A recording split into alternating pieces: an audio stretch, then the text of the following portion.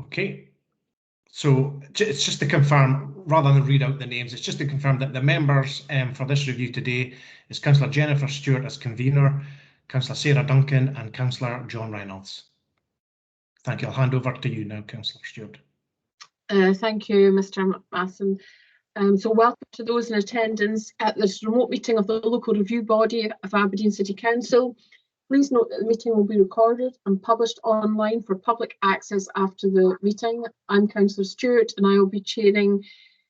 It was initially going to be 2 reviews, but there'll be an update on that. I will then leave the meeting and Councillor Bolton will chair the 3rd review.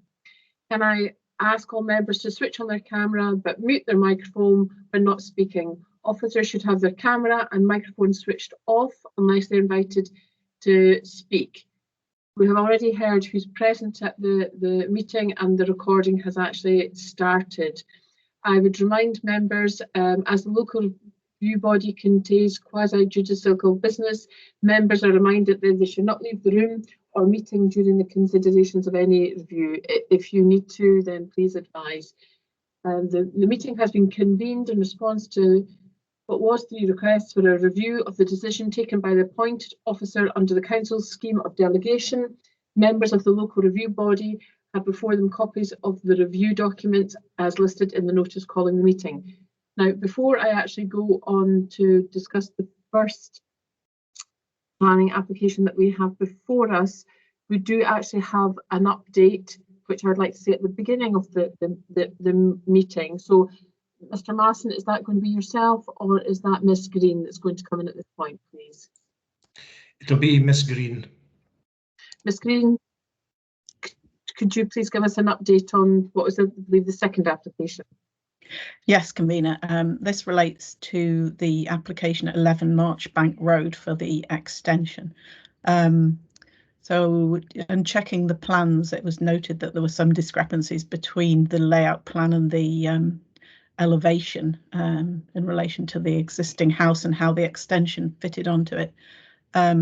Although I've received just half an hour ago revised plans, I'm still in the process of checking them, and obviously members won't have had a chance to look at them in the agenda either, because that contains the plans which have the discrepancies. So I would advise that we defer this item until the next meeting if members wish to do that.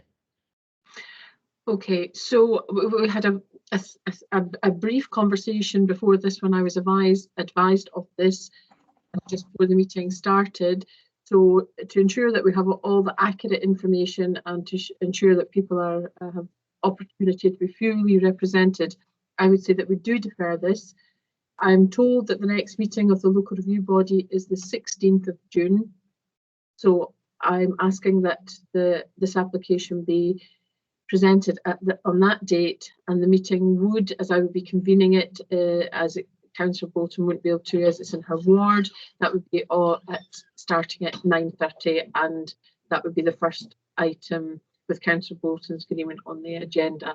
So can I ask Councillor Duncan and Councillor Reynolds if there's any agreement with that? Nodding heads. Okay, thank you very much. Okay, so with thank you, Ms. Green, for that information. So that one will be removed from today's agenda. So we would be moving on to what would be the first item on the agenda today. Let me see. So, Mr. Masson, it's now, I think, back over to you to outline the procedure for the first application that we have before us. Okay, thank you. Members have the procedure note which was circulated with the meeting papers and is intended to set out the wider framework within which the review process operates. From this, it is clear that the first task for the review body is to come to a decision on whether the review documents contain sufficient information for the case to be determined without further procedure, and by that it is meant without further information or representations. To assist, I feel it would be helpful to mention the following. Firstly, that the regulations governing the local review process require that all matters which the applicant intends to raise in the review must be set out in or accompany the notice of review. Secondly, that the focus of the review should be on the basis of what was before the appointed officer when a decision was made, and only in exceptional circumstances will new or additional matters be permitted to be taken into account. Thirdly, to note that the modernisation of the planning system, which included revisal of the planning appeals process, of which this local review body is part, removed the previous right on the part of an applicant to insist on a hearing and replaced that with a local review body, providing them with power to choose a procedure which more accurately reflects the facts and circumstances of the individual case. And lastly, that guidance issued by the Scottish Government's Chief Planner in 2011 stated that reviews by local review bodies should be conducted by means of full consideration of the application afresh. This review should take the form of a structured discussion led by the chairperson to consider the matter set out in the notice of review before you. And I would conclude by drawing your attention in particular to points 10 to 12 of the procedure note. Thank you. Thank you, Mr. Masson. So, turning to consideration of the first review in respect of the decision to refuse the application for the erection of a detached two-storey dwelling house, detached double garage, stable block, walled garden, and associated landscaping works, including creation of pond, orchard, and driveway at land at Baillieswell Road, planning reference 200818/DPP. We will now hear from the planning officer, Ms. Murphy, who will provide us with a brief description of the application proposal and a reminder of the reason why the application was refused. I would point out that Ms. Murphy attends today's meeting to provide us with the necessary professional planning guidance.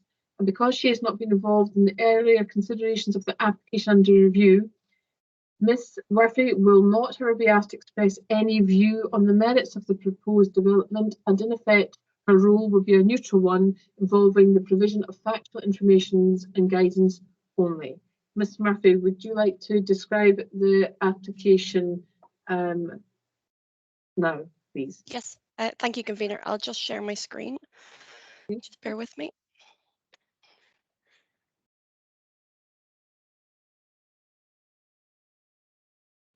If you could let me know when you can see that. Yes, I can see the first page of the local review body. Perfect. Okay, I'll just start. So as convener said, before us we have a review against an application refused under delegated powers for detailed planning permission for one dwelling house at Baillieswell Road, Bealside. The review has been submitted with all necessary information within the time limit of 3 months following the decision of the appointed officer. The notice of review indicates that no new matters have been raised as part of this application for review.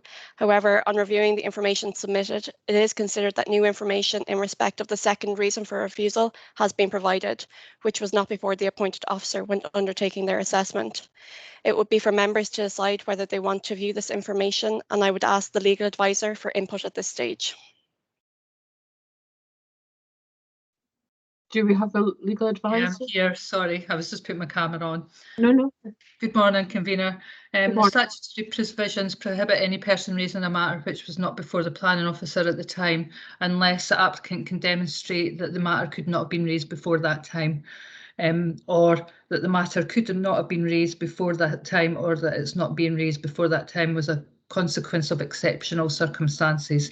So these being further matters or documents can be submitted if permitted by the LRB if there are comments on planning or on the comments on the planning authority's response or a comment on representations by interested parties. So it's up to you whether you wish to see these extra material or not. I think I'm just happy to progress with the consideration of the application. Okay, so will I continue without the new material? We just need to hear from all members that that's what they want to do as well. Sure, thank you. Can I come in? So the second ground of refusal was to do with transport and access to transport. So that's what we're referring to. Apologies. Sorry, that's my error then. It would be the third reason for refusal regarding the viewpoints and the visibility of the site. Okay. And it's really hard to know whether or not to proceed unless we know what the new information is. So the new information was images of the site in terms of its visibility from Hillhead Road. Okay, that won't have changed between the time the original application was submitted and now. So no, I wouldn't want to admit that. So I'm happy to proceed on the basis of what we've got at the moment. Okay, Councillor Reynolds. Thank you. Sorry, Councillor Reynolds, I couldn't hear you. Perhaps Mr. Masson heard you. Yes, sorry, can you hear me now? Yes, thank you. Yeah, I'm quite happy to proceed as well. Thank you. Thank you. Thank you. Okay, so all three members are happy to proceed. So Ms. Murphy, back over to you. Thank you. Perfect. Thank you, Convener. The area relates to agricultural land located to the west of Bailey'swell Road, the C129C. The site extends to approximately 1.8 hectares and is accessed off a private road to the south of the site.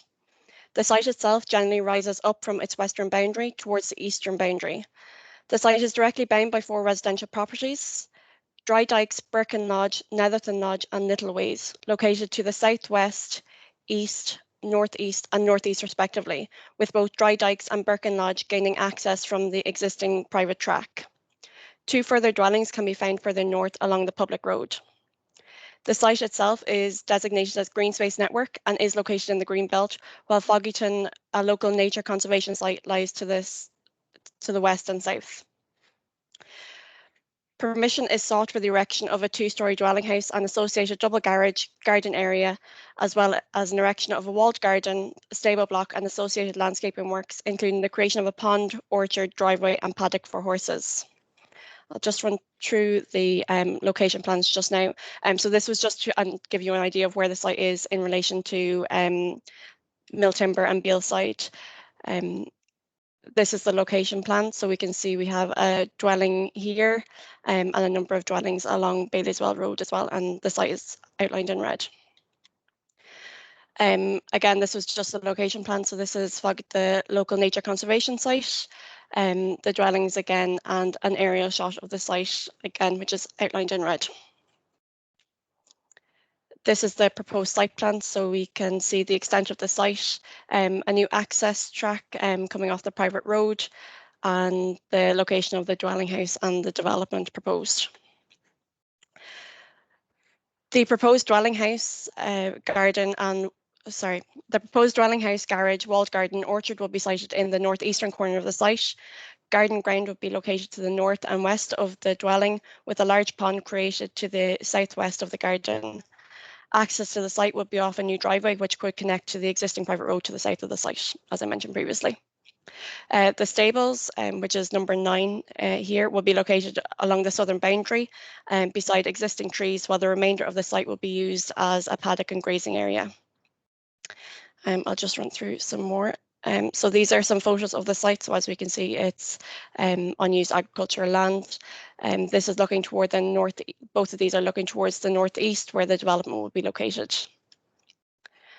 These are looking towards, the first photo here is the northwest, and this is looking west, so we can see Dry Dykes dwelling house here. These are some photos. So this would be the existing field access, where it appears that the access would be taken from. And this is the private road, both looking west and east. So these are the elevations. So we got the main dwelling and also the garage here in this, which can be seen in the southeast elevation. Again, the southwest elevation and the northwest elevation. The proposed elevations of the garage and the materials proposed.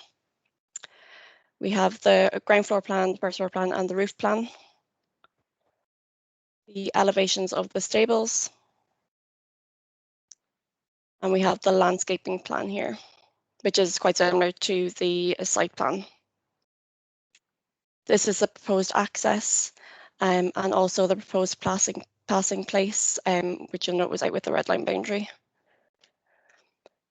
This is the proposed context plan. I would note regarding this plan, the land associated with Dry Dykes, which is located down here, would extend beyond what would be considered to be the curtilage of the dwelling, but seems to include all land which has been included in the sale particulars of the dwelling, which is approximately 19 or 20 acres of land.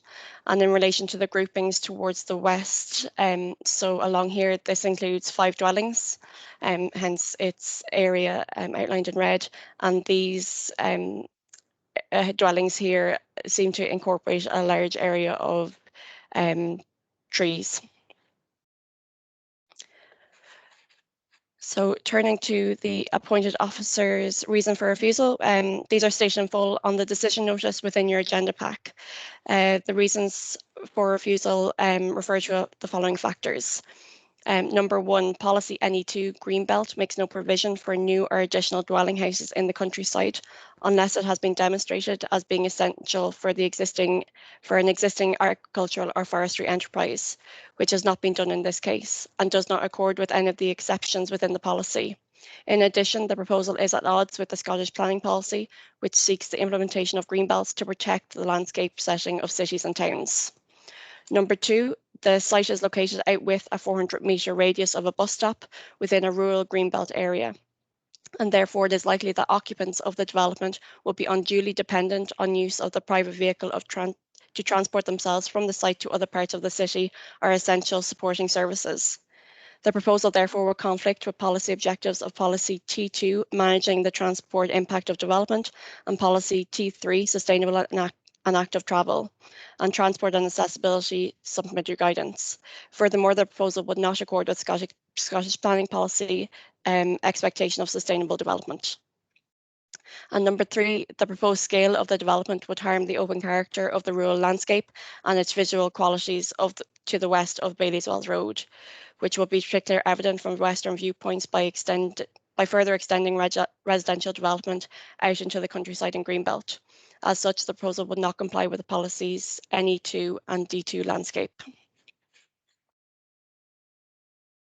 Turning to the appellant's case, the appellant has submitted a statement in support of this application, which is available in your agenda pack. This submission refers directly to the reasons for refusal.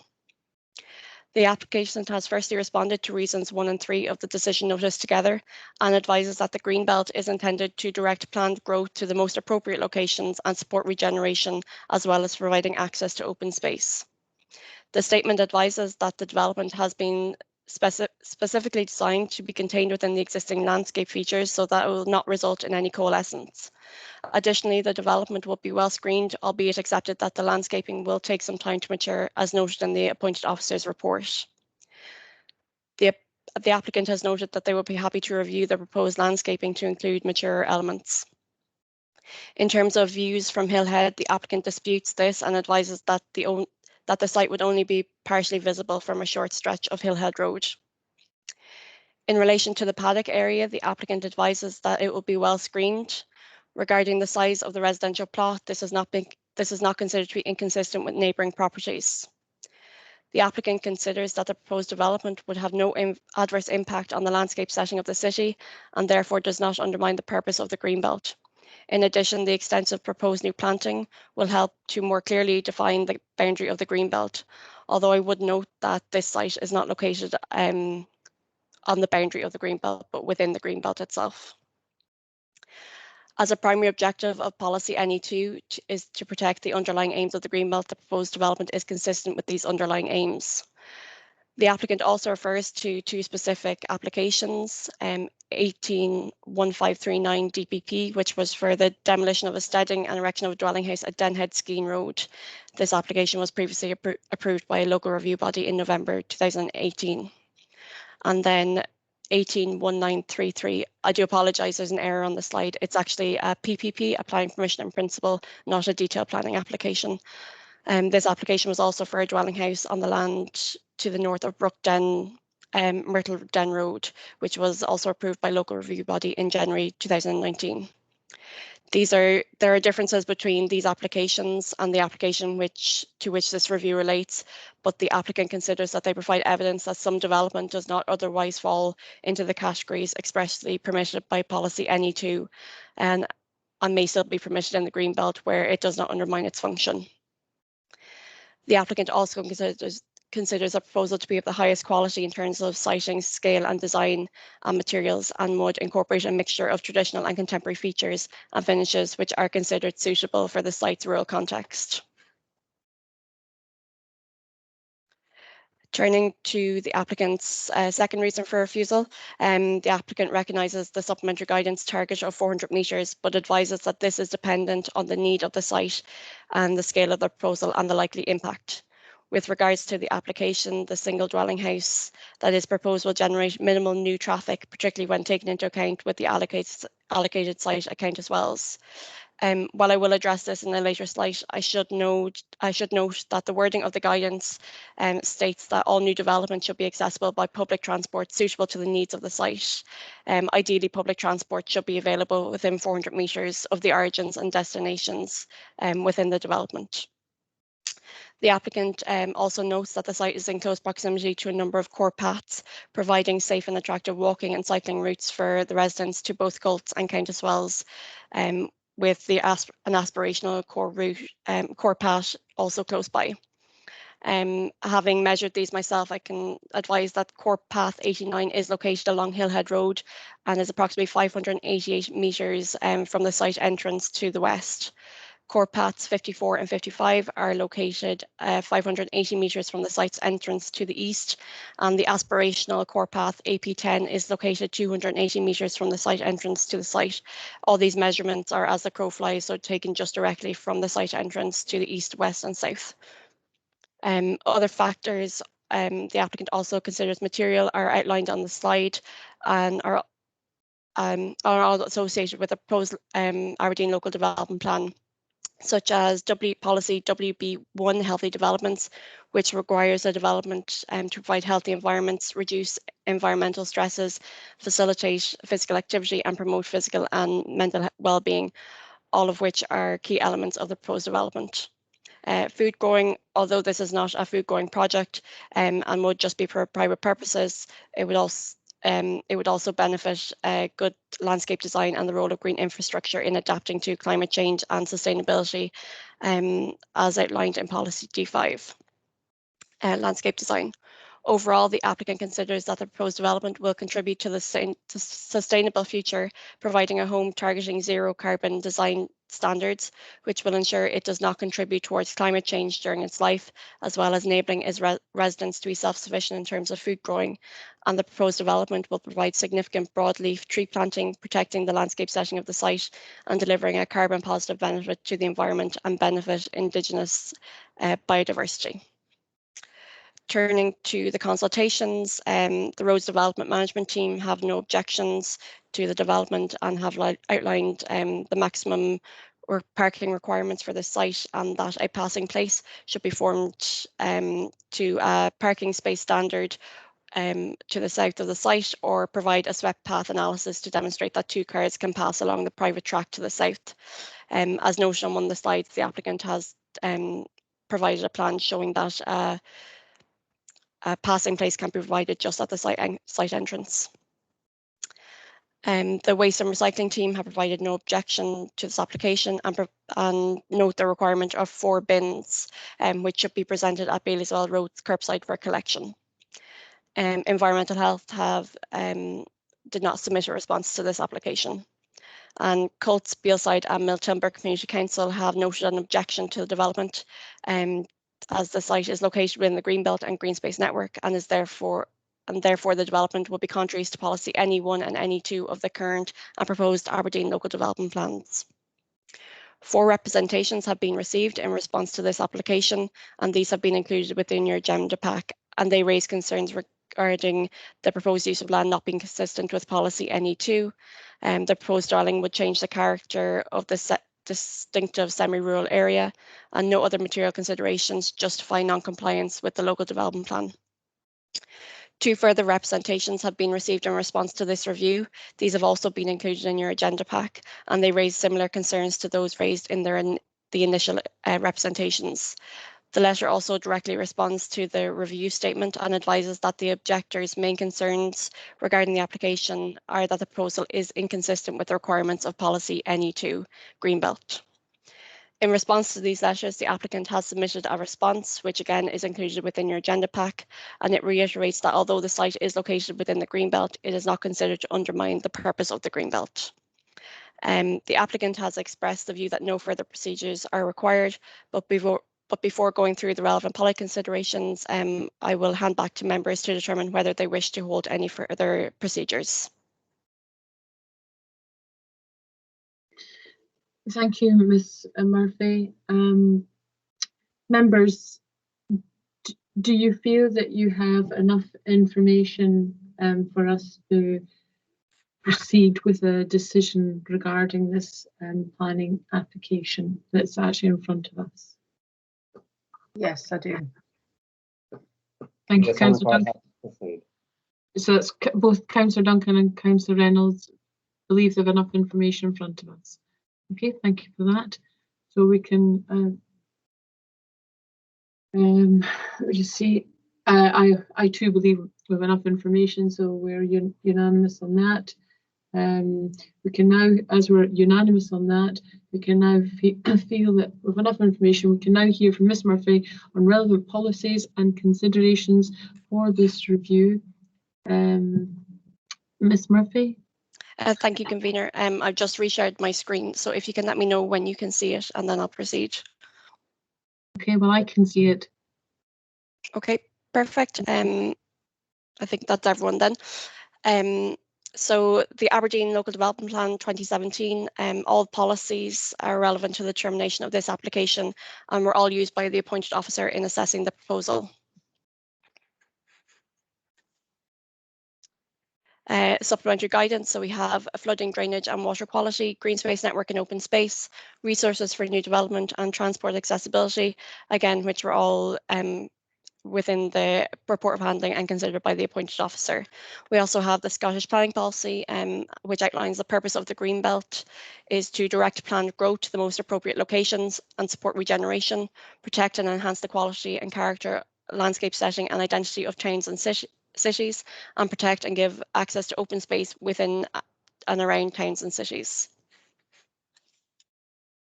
So turning to policy NE1 Green Space Network, the site is designated as Green Space Network. As such, the Council aims to protect, promote and enhance the wildlife access, recreation, ecosystem services and landscape value of the Green Space Network.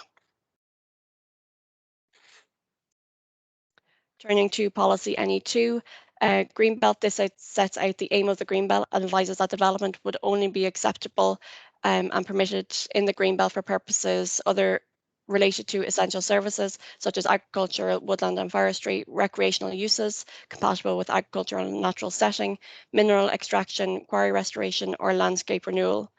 The policy also allows for 5 exceptions, which are outlined on the screen in front of you. The first being the development associated with existing activities in the Greenbelt. The second for is essential infrastructure. Third, change of use from existing buildings. Number 4, the extension of existing buildings as part of a conversion or a rehabilitation scheme, or 5, the replacement dwelling house on a 1-for-1 basis. The Greenbelt policy does outline that all development must be of the highest quality in terms of siting, scale, design and materials. Policy D1, quality placemaking by design, requires high standards of development that meet the 6 tests of essential qualities, in that they should be distinctive, welcoming, safe and pleasant, easy to move around, adaptable and resource efficient. Policy D2 requires all developments to have a strong landscape framework, which improves and enhances the setting and visual impact of the development. Policy T2 and T3 relate to transport impacts. So policy T2 requires development to be proportionate in terms of scale and anticipated impact, and must provide sufficient measures to minimise traffic generated from the development. And policy T3 confirms that new developments must be accessible by a range of public transport modes with an emphasis on active and sustainable transport. Turning to the transport and accessibility supplementary guidance, this supports policies T2 and T3 and should provide development should provide the ability to access and move around and through the built and natural environment by walking and cycling.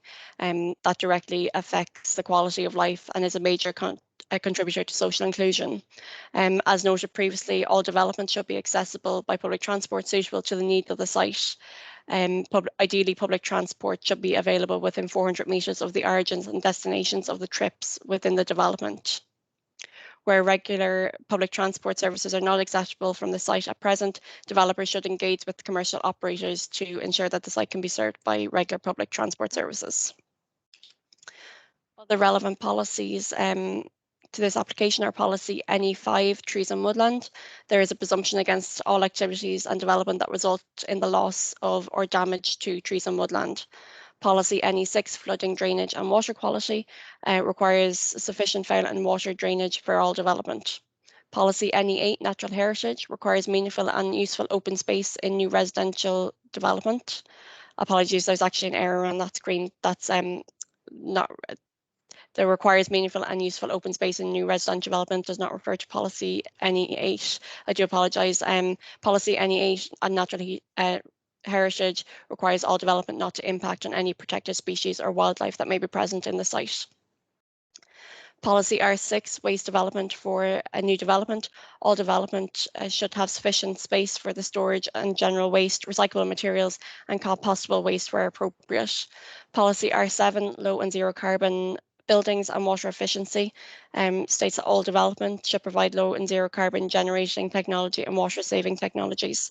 And policy CI1, digital infrastructure, all new development will be expected to have access to modern, up-to-date, high-speed communications infrastructure.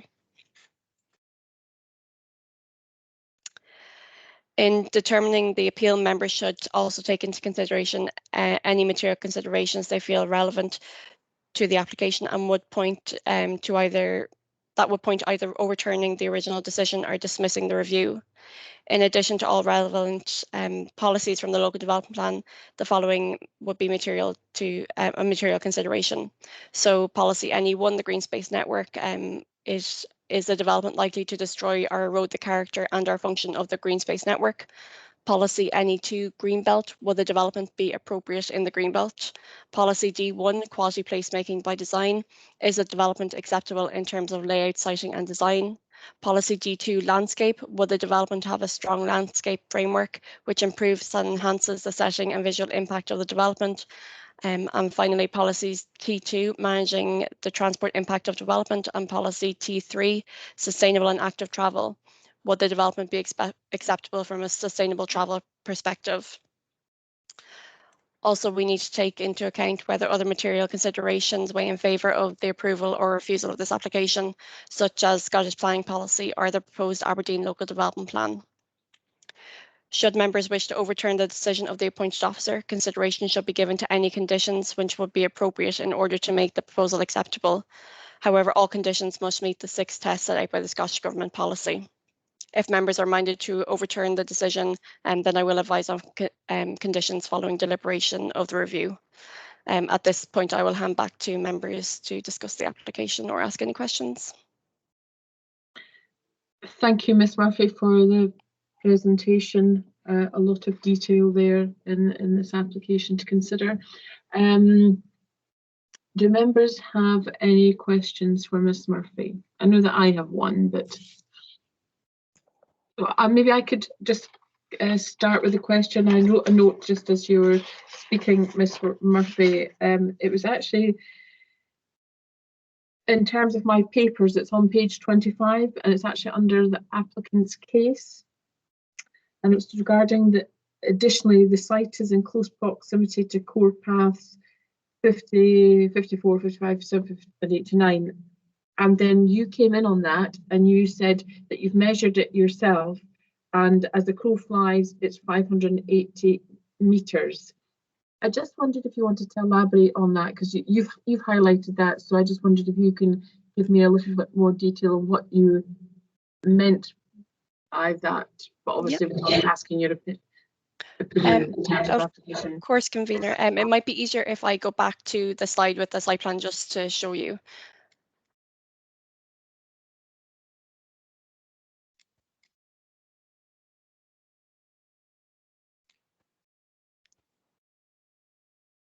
This one might just be the easiest one. If it doesn't work, I can bring up the mapping system, which might show you a bit better in relation to the core paths. As you mentioned, the appellant noted that the application was in close proximity to core paths, but I thought it would be in the best interest to measure the distance of the site in relation to those core paths, and also note that those were taken from the site entrance. So I think I will just bring in my GIS system here just to show you. So we have the site here. Hopefully you can see that. So to the east, we have Hillhead Road, which is a core path. So I measured the distance from the proposed site entrance to Hillhead Road. So it was just to note that, well, it is approximately 580 meters away from Hillhead Road. That doesn't mean that the public will be able to, or future residents will be able to access Hillhead Road just going east. They would need to access the core path using existing paths and road network. So it may be that they will have to walk down Baileyswell Road, access North Deeside Road, and then go up Hillhead Road, which is a core path.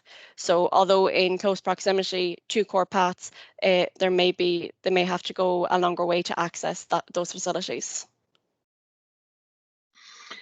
So by that, are you saying all is not as it would seem? Well, it would appear that if you were to, I'll just turn on the overlay so you can see it.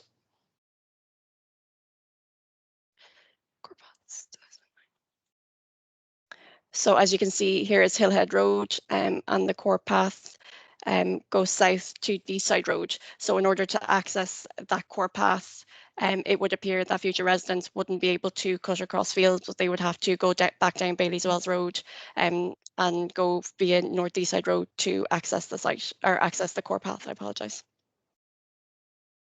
Okay, so I take it that it's a lot further than would be suggested by the applicant's case. I'm taking that as a yes. Okay, thank you, Councillor Reynolds or Councillor Duncan. Do you have any questions? A very minor one from my point of view on the policies. Policy CI1, is it? Digital infrastructure.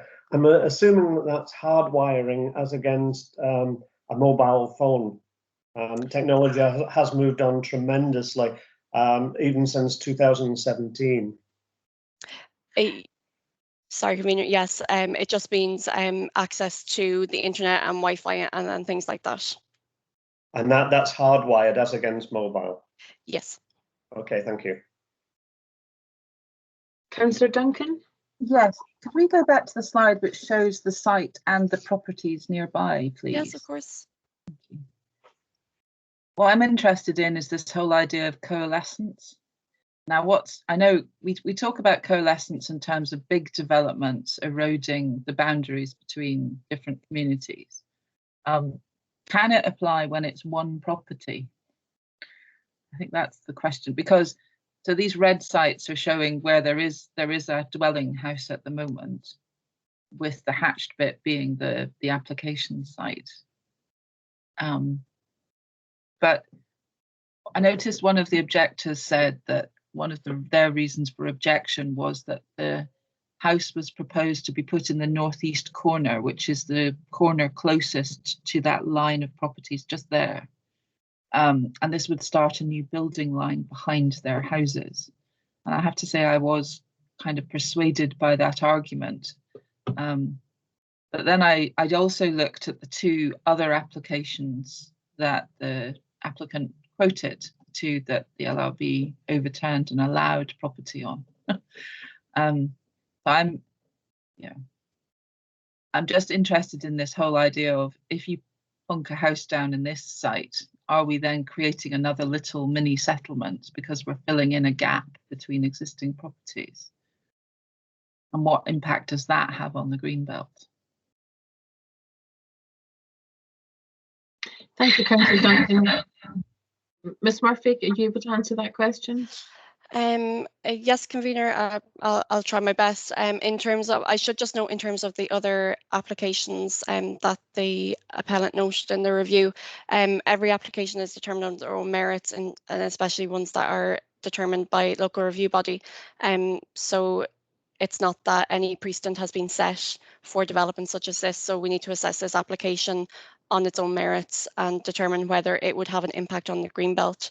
In terms of coalescence, that will be for members to determine whether they consider it to be coalescence and in turn would have an impact on the greenbelt. In terms of building line, it is to the rear of a number of properties, namely this property to the south and this property to the east of the development. But it's whether the siting of this property is more appropriate because of the built development that already exists. Yeah, okay. I still have to make up my mind on that one then. Thank you. I suppose that's the $1 million question. Yeah. Do you have any more questions? No. Okay. Can I ask you, Ms Murphy, would this land be suitable for any planning application? Now, I know it did say further in the report that if it was, you have to apply with 6 conditions. I'm trying to find the right page, and it could be a like for like, or it could be something that was essential business. Yes, Councillor or Convener, apologies. So I have the slide in front of you for policy NE2 Greenbelt. It outlines that development will only be permitted in the Greenbelt for the purposes of those essential for agricultural, woodland and forestry, recreational purposes, compatible with the agricultural and natural setting, mineral extraction or quarry restoration or landscape renewal. Policy NE2 also outlines 5 exceptions.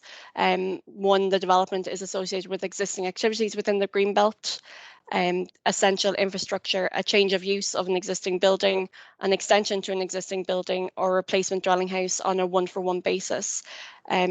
If we take the exceptions first, the site wouldn't be appropriate for a change of use of existing buildings, the extension of existing building, or replacement dwelling house, as there is no development located on the site. Development associated with existing activities. As it stands, the site is used for agricultural purposes or as agricultural land, so it doesn't appear that there's any existing activities per se on the site. And then this development would not be for essential infrastructure, but that's not to say that some essential infrastructure may not come forward in future, but that's things like roads and things like that. So it's unlikely that this site would be used for that. And no development will be permitted unless it's associated with agriculture, woodland and forestry or recreational uses. So it would depend on what the future use of the site was in those aspects. Thank you. So in essence, the current application as it stands doesn't comply with any of that? As it stands. Okay, thank you.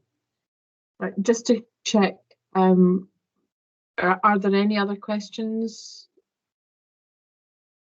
No. Okay, I'm seeing shaking of heads, so by both councillors. Okay, so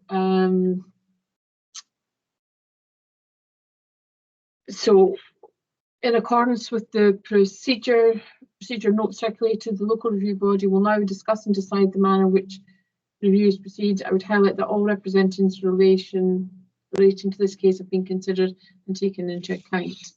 Do you want to discuss any further, councillors? No, so just for the record, and as microphones are off, Councillor Reynolds is saying no, and I'm taking that's a no from Councillor Duncan. Okay, right. So are we at the point, councillors, that you feel that you're able to make a determination. So I'm going to say yes, the time at that point to make a determination. Even just a nod of the head so that I know that Yeah. Yep, that's Councillor Duncan and Councillor Reynolds. Okay, so Councillor Duncan, Councillor Reynolds, please state your decision in respect to the application. State for the minute the grounds for that decision referring to planning policy where appropriate. I'll go first. I'm not persuaded that there are enough grounds here to overturn the officer's decision. I am particularly persuaded by the arguments that it's absolutely not in line with policy NE2, the Greenbelt. I don't feel this is an appropriate development in the Greenbelt because it doesn't meet any of the exceptions at all. And in particular, it's not a replacement of an existing dwelling house on the site. I also found the arguments that the kind of the domestication of the ground by creating a paddock and a walled garden would be out of keeping with the landscape setting of this property. And I am concerned about the siting of the house so close to other properties, but not in the pattern of development along Bailey's Wells Road, which is facing the road rather than facing the countryside. I don't think there's any argument here that this is a sustainable travel proposal at all. And I particularly note what Ms Murphy said about the proximity to core paths and the circuitous route that needed to be taken to them. I think I'm also persuaded by the fact that the proposed local development plan rejected an opportunity site to the north of this that would have changed the character of the Greenbelt overall. That site is not included in the new proposed development plan. So there's a clear intention by the council to keep this area as Greenbelt. So no, I don't think that I can overturn the officer's decision in this case. Thank you, Councillor Duncan. Councillor Reynolds. Thank you, Convener. Yes, I think Councillor Duncan said it all. The presentation was very fair. It looked at all the aspects, and I'm quite happy to support the officer's reason for refusal. Thank you, Councillor Reynolds. Well, it was my questions that I asked on NE2 and about the core path. That was the probing that I was looking for, and to receive the answers that I did. So I too will be upholding the planning officer's determination on this application. It is clearly set out the reasons for refusal in terms of, for the minute, it would be NE2 as clearly identified on page 23.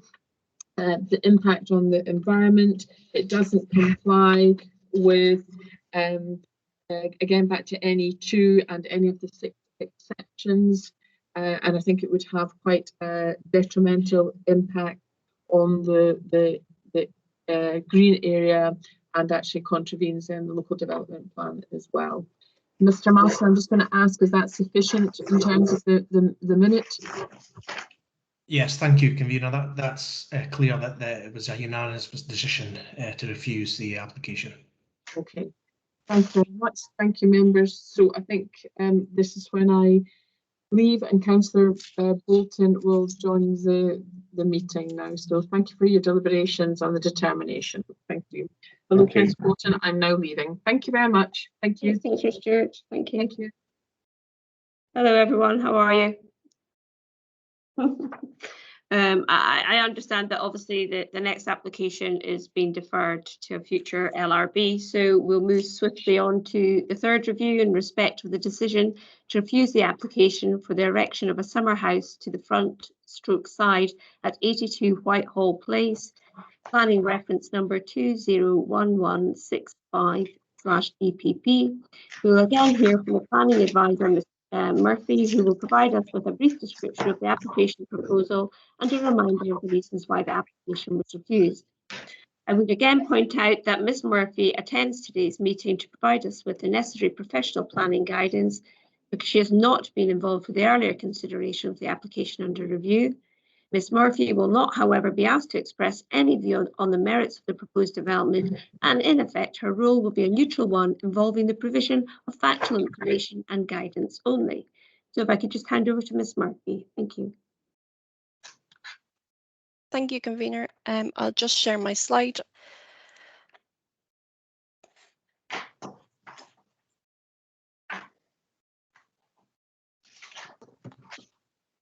Has that appeared? Perfect. Okay, thank you. Before we have us a request for review against an application refused under delegated powers for detailed planning permission for the erection of a summer house at 82 Whitehall Place, Aberdeen. The review has been submitted with all necessary information within the time limit of 3 months following the decision of the appointed officer. The applicant has indicated that no new matters have been raised as part of this review.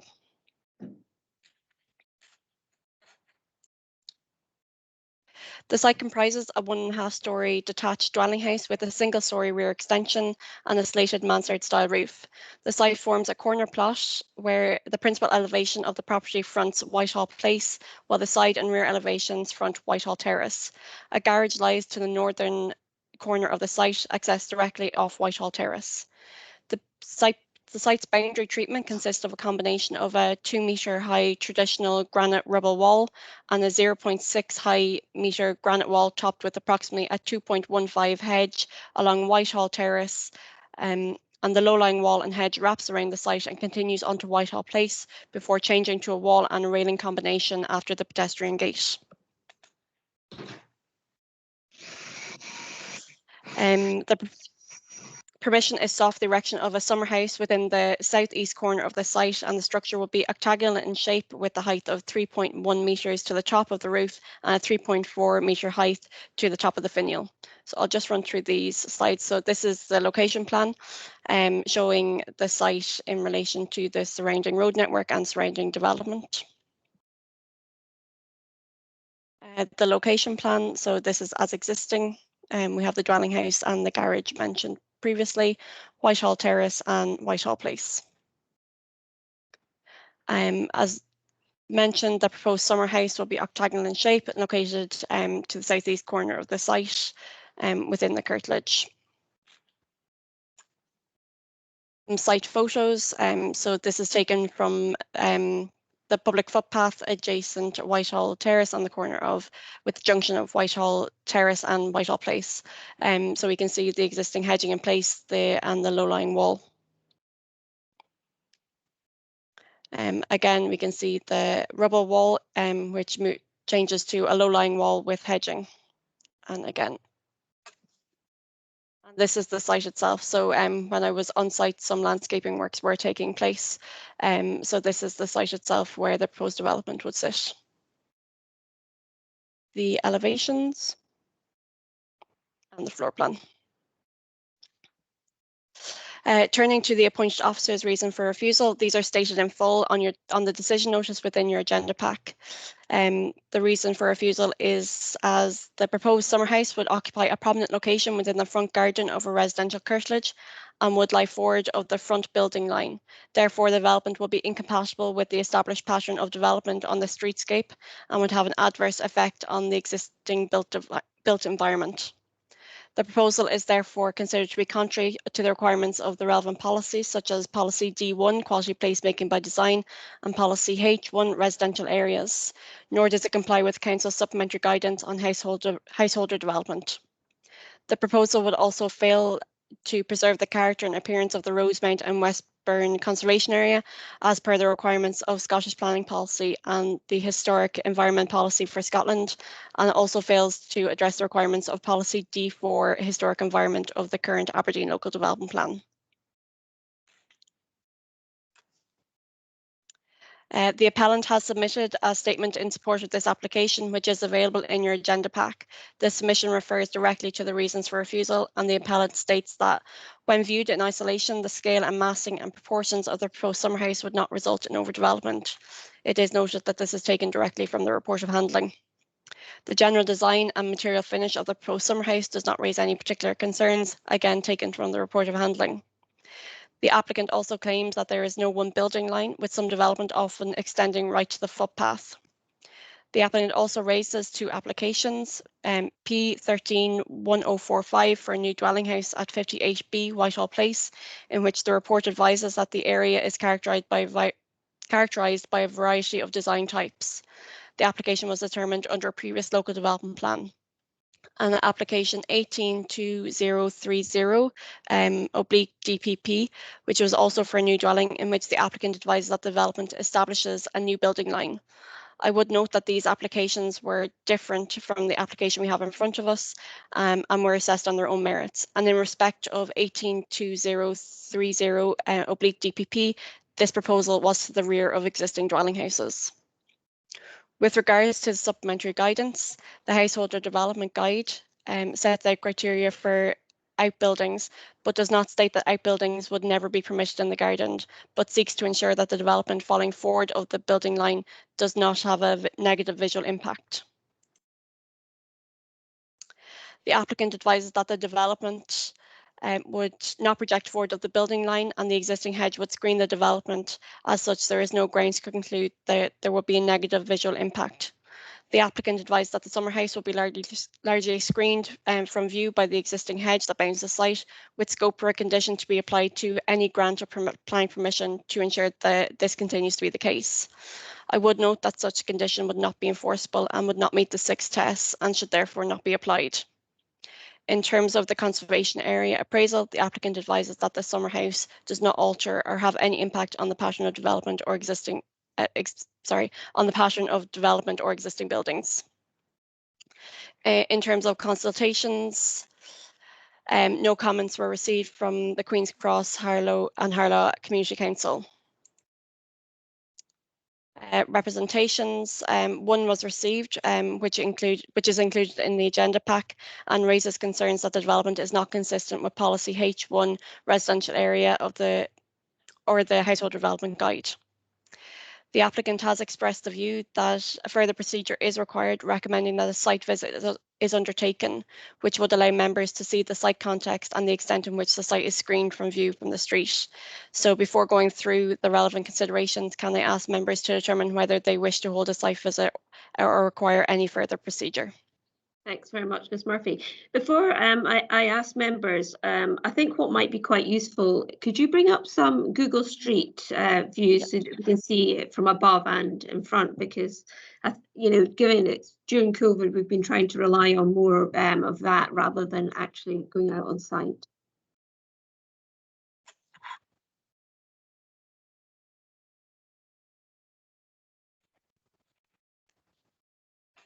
Hopefully that has appeared on your screen.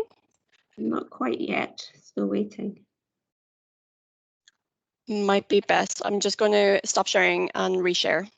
Okay, thanks, Aoife.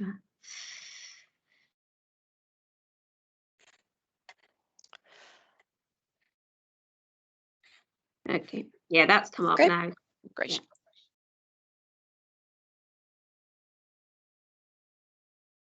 Sorry, it's just thinking about it. I'm hopeless with this street view. I always end up trying to drop the little man near, always ends up miles away from anywhere.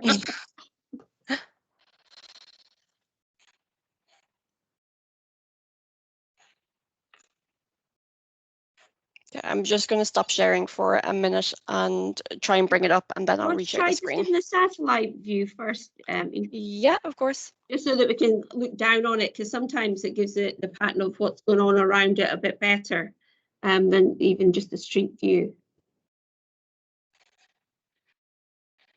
It's like being a drone looking over the top of them all.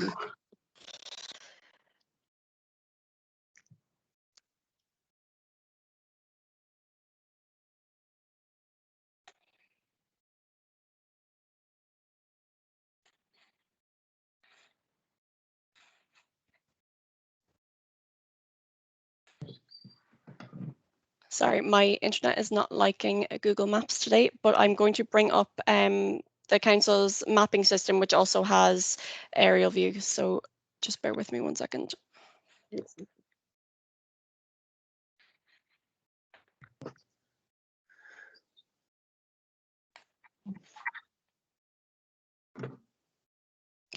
just sharing that now. Okay. Okay, so if you can point us. So we have the site here. Hopefully you can see my cursor Yeah, moving there. kind of So twiddly. this is, yeah, so this is the curtilage. So we have a semi-detached. So the rear garage is located on Whitehall Terrace. We have the rear garden ground and then the side garden ground and Whitehall Place to the front of the dwelling house. Is it possible to zoom in just a little bit? Yeah, of course. Just so we can see what's the activity around it. I know there were suggestions that there were other activities such as greenhouses and other people's front gardens. So I was just trying to get a better viewpoint. Is that helpful, members, to give you a kind of an overview of the area as opposed to? Yes, it is. Yeah. I think the papers indicate that there's a greenhouse at number 80, so I presume that's to the right across the road. Is that right? Yeah, so 80 is pretty sure it's this one here. Yeah. Yeah, okay. So number 80 is here. Can we zoom in any closer? Unfortunately not. That's as far as Yeah. the zoom will Yeah. go. Okay. Right, so seems to be various. Okay. Do you want to see it from the actual street elevation, folks? Would that be helpful, do you think? Or are you Yes, I think so. Yeah. Could we maybe have the street elevation as well, Aoife? Yes, of course. Just bear with me. I'm just going to stop sharing my screen and hopefully this will load. Okay, thank you.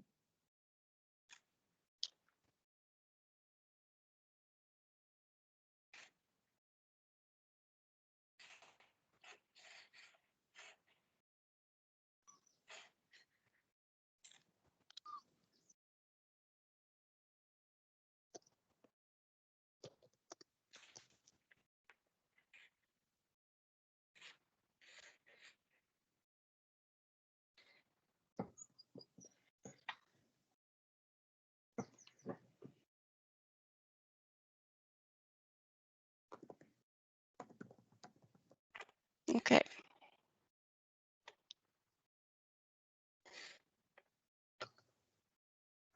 Okay, I'm just sharing that now, so hopefully it will. Okay, oh yeah, that's helpful. Can you walk us, show us the other side where the greenhouse is? Yeah. Yeah. So this is 80. I'll just note before we continue, this image was captured in November 2020. So this is number 80. It has similar boundary treatments and it has a low-lying wall and a hedge wrapping around it. So this is from Whitehall Place, and I'll just move us around here. So extensive hedging from that view as well. Okay. Is there any other angles any of you, either Councillor Duncan or Councillor Reynolds, you'd like? No, you okay? Okay, thanks very much, Aoife. No problem. Appreciate that. It helps. Okay, members, we've obviously had some obviously overviews from the sky and from the street level. So, do you believe you have sufficient information in front of us today to take a decision? Members will note that the applicant has stated in the review that the local body should undertake a site inspection before it determines. Are you content to determine today, Councillor Duncan, or would you like a site visit? No, I'm perfectly happy to take a decision today. Thank you. Okay, Councillor Reynolds? Yes, I'm content. As am I. So with that in mind, we'll carry on with the application today. So if I could maybe just ask Ms Murphy then to go through the relevant policies in consideration of this review. Thank you, convener. I'm just resharing my screen, so hopefully that will appear now. Yeah, thank you. Okay, perfect. So turning to the relevant policy considerations, these have been taken from the Aberdeen Local Development Plan 2017 and the supplementary guidance and also other material considerations. So in terms of policies, we have policy H1, residential areas, policy D1, quality placemaking by design, and policy D4, historic environment. In terms of the supplementary guidance, we have household development guide, and then other material considerations would be the Rosemount and Westburn Conservation Area appraisal, the Scottish planning policy, the historic environment policy for Scotland, and the managing change guidance on settings. Policy H1 sets out where a development would be acceptable when it's related to new residential, or sorry, it's related to householder development. So the first being that it does not constitute overdevelopment, does not have an unacceptable impact on the character and amenity of the surrounding area, does not result in the loss of valuable space and valued areas of open space, and complies with the supplementary guidance, which in this case is the Householder Development Guide. Which outlines guidance for outbuildings. So in many cases, ancillary buildings will be classed as permitted development, but where planning permission is required, the following rules will apply. So the first is that the outbuilding will always be subordinate in scale to the dwelling house, and two-storey outbuildings will not generally be permitted. Where, so the second one is in relation to a second story, which isn't relevant in this case. Outbuildings should not have a negative impact on the character of the surrounding area. Where highly visible, and especially in conservation areas, detached garages should be of a scale and design that respects the prevalent context of the surrounding area. Proposals will be assessed on their impact on the amenity of the area. And finally, outbuildings will not usually be acceptable in front gardens because of the damaging impact development forward of the front building line can have on the visual character of the area. Turning to policy D1, quality placemaking by design, this highlights that high standards of design respective of the existing area will be taken into account and will be of high standards. So it will be whether this proposal represents a high standard of design with a strong and distinctive sense of place. Policy D4, historic environment, states that the council will protect and preserve and enhance the historic environment in line with national and local guidance. And we would consider whether the proposal represents a high quality of design that respects the character, appearance and setting of the conservation area.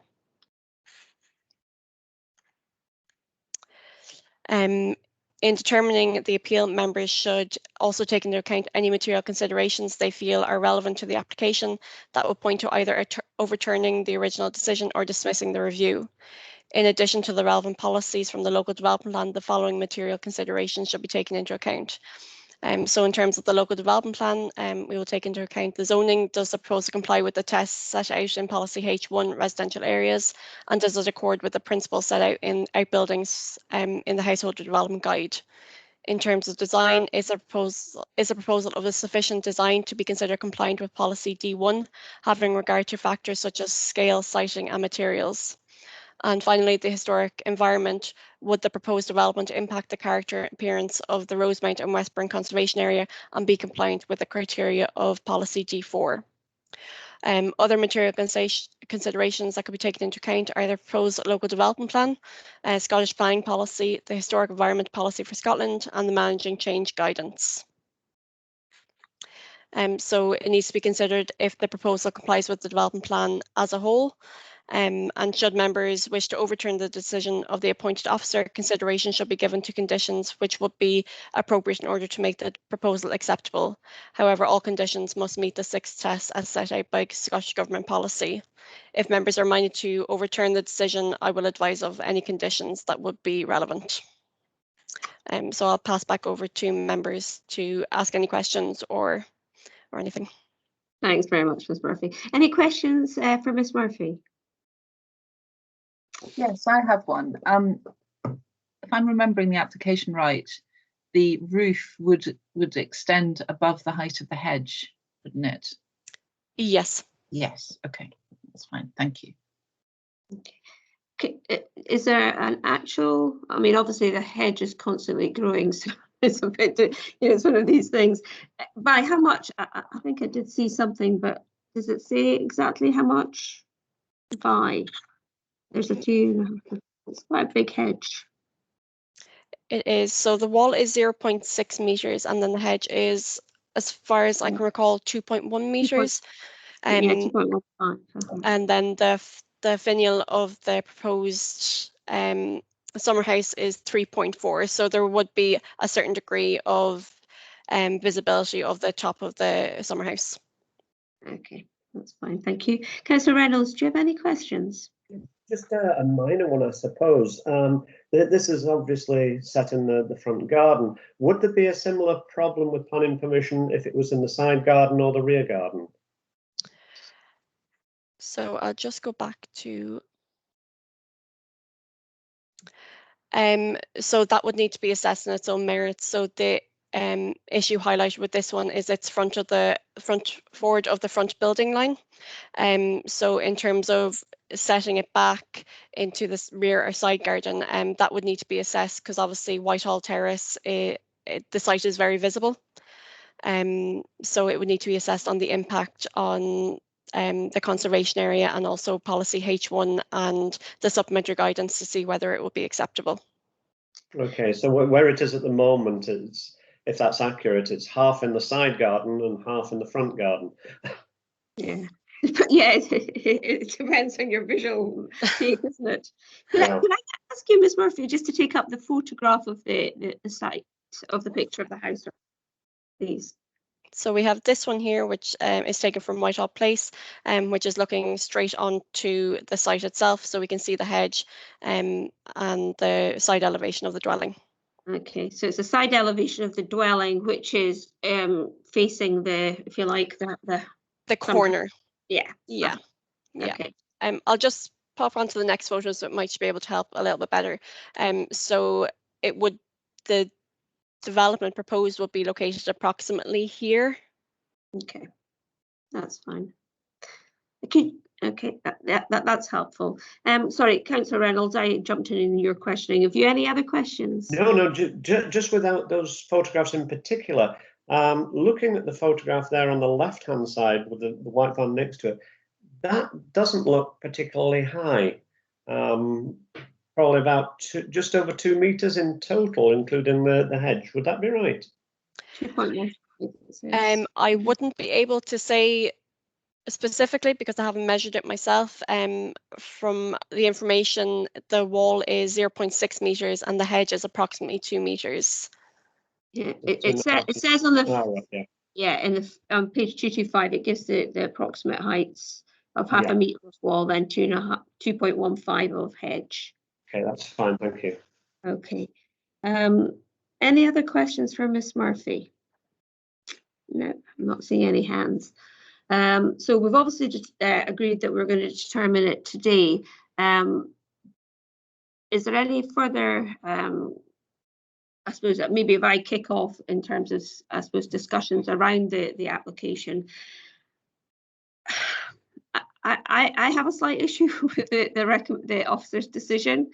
I think, you know, particularly during COVID, we've seen that people's amenity space is actually really important. This is a corner plot, and it's very difficult to determine what's front, what's back, you know, and almost by saying, well, if you move it to what would be classed as their back, it then impacts on another street. So, you know, I think we've got to be a little bit more pragmatic, because in my view, it doesn't have a major impact on the conservation area. And in fact, the style of the gazebo, or whatever you want to call the outhouse, is actually of a very traditional style, rather than a lot of the ones you're seeing nowadays, which are flat roofed, made of aluminium and stuff like that. So I think there has actually been quite a big attempt by the resident to have something more in keeping with the conservation area.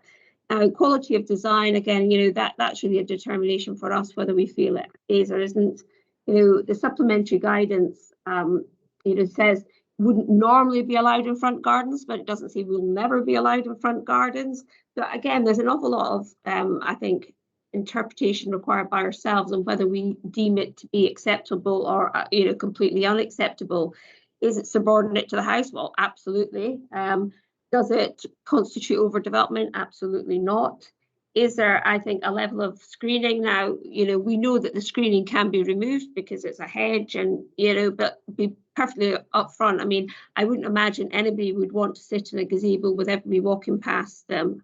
So, you know, I think the privacy for the actual gazebo or outhouse, whatever you want to call it, is actually quite important. So I would suggest, by the way that hedge looks like it's been tended over a vast number of years, that it's obviously meant to be retained. And, you know, somebody could come in the future and remove it, but they could also remove the gazebo. It's not integral to the house. So for me, I actually haven't got an issue with overturning the officer's recommendation on this one. I don't think, as I say, you know, we've got D4, which is would it have an unacceptable impact on our sort of conservation and historic environment? Again, I really don't believe it will. And I think we saw from the overview pictures, there's a number of interventions around houses in the area. And I think we have to allow people, you know, to be able to live and enjoy the amenity of their house. And I mean, if you look on the street, right immediately adjacent to the wall, we've got a couple of interventions that are not, I'm going to say, of historical context. In terms of, I think there must be, I don't know if they're fibre or whatever, but you know, they've been put green, so they've tried to obviously camouflage them a bit. But I just think for the peeking out at the top of the building, I don't think that would have a big enough impact from my point of view on any area, from any angle, should I say, that we should be refusing this application. So I would be moving to overturn the officer's recommendation. Councillor Duncan. Yeah, I agree with every word, Councillor Bolton. I think we should put a condition on it being a traditional style roof, though. Yeah. So that we can do that. And I agree with your comments in particular about, you know, the need for amenity space and the fact that it's a corner plot. So what is the front garden? And I'm fine with it. And in a conservation area, there's no uniformity in that conservation area. So I don't think that actually allowing this will detract from the conservation area at all. Okay, thanks, Councillor Duncan. Councillor Reynolds. Yes, I would agree entirely with what both councillors have said there. I think the location for this particular applicant is ideal. It's not where I would have put it. I like the sunshine and would probably have put it towards the rear of the garden to get the best sunshine from the south there. But no, I have no problems with this. There's going to be about just over a metre showing, and if the hedge grows higher, which I think is a possibility, you may only have the finial actually showing at the top. Okay. All right, so with that, members, I think it's a unanimous decision that we are going to overturn the officer's recommendation. Ms Murphy, we obviously would like to, I mean, what we've been shown is a particular style, and that's what we want to make sure. Can you suggest any appropriate condition that would allow us to, I know part of it's retrospective anyway, but just to make sure that the style of the summer house is as shown? So just coming in on that, as Councillor Duncan mentioned about a condition regarding the style of the roof, this is what is proposed with the development. So strictly speaking, this is what has to be constructed. If there are any changes to that, they would need to come back to the planning service to make any amendments. So in terms of a condition, there isn't one strictly speaking, because it will need to be built as proposed. That's great. It's not a design and build. No. That's excellent. Okay, right. So with that, Mark, do you need us to verbalise it individually, or are you happy to take it from me as a unanimous decision? No, I think that was clear for the minute. I'll put all that in the minute. Excellent. Okay. Well, thanks very much, members. Thank you, Councillor Duncan. I know that you're probably not going to have the time to join us on LRBs with the new job that you've got. So thank you for all your help over the time on the LRBs, because it's important that members step forward. Otherwise, I can't do it on my own. So I appreciate everybody's pleasure, and I've really enjoyed, and I've enjoyed the meetings as they're chaired by you, Councillor Bolton. So thank you. Okay. Thanks, Councillor Duncan. Okay, thanks, Councillor Reynolds. Thanks, Eva and Karen. I see you there, and Mark, and is that Emma? Yeah, it's been doing the recording. Okay, thanks everybody, and that concludes the local review body today.